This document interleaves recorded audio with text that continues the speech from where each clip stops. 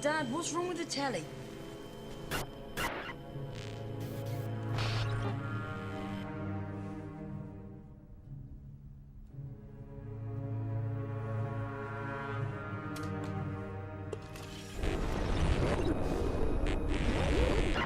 Good evening, London.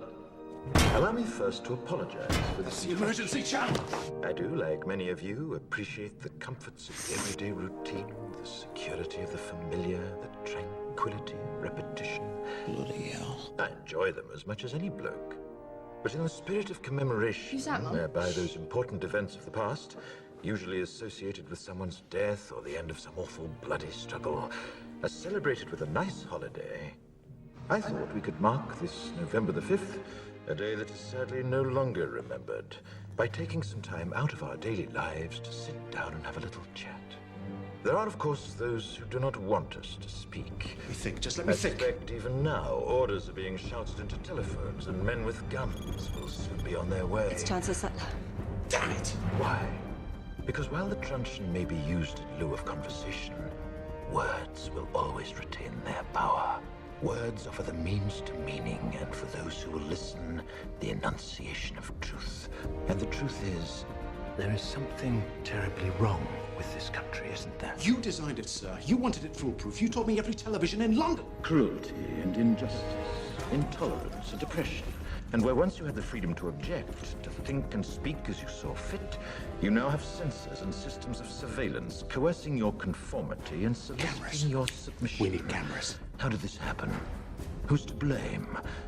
Well, certainly there are those who are more responsible than others, and they will be held accountable. But again, truth be told, if you're looking for the guilty, you need only look into a mirror.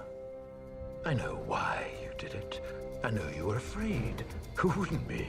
War, terror, disease. There were a myriad of problems which conspired to corrupt your reason and rob you of your common sense. Fear got the best of you, and in your panic you turned to the now High Chancellor Adam Sutler. He promised you order, he promised you peace, and all he demanded in return was your silent, obedient consent. Inspector, you're almost through. Last night, I sought to end that silence. Last night, I destroyed the Old Bailey to remind this country of what it has forgotten. More than 400 years ago, a great citizen wished to embed the 5th of November forever in our memory. His hope was to remind the world that fairness, justice, and freedom are more than words. They are perspectives. So if you've seen nothing, if the crimes of this government remain unknown to you, then I would suggest that you allow the 5th of November to pass unmarked. But if you see what I see, if you feel as I feel, and if you would seek as I seek, then I ask you to stand beside me 1 year from tonight, outside the gates of Parliament. And together we shall give them a 5th of November that shall never, ever be forgotten.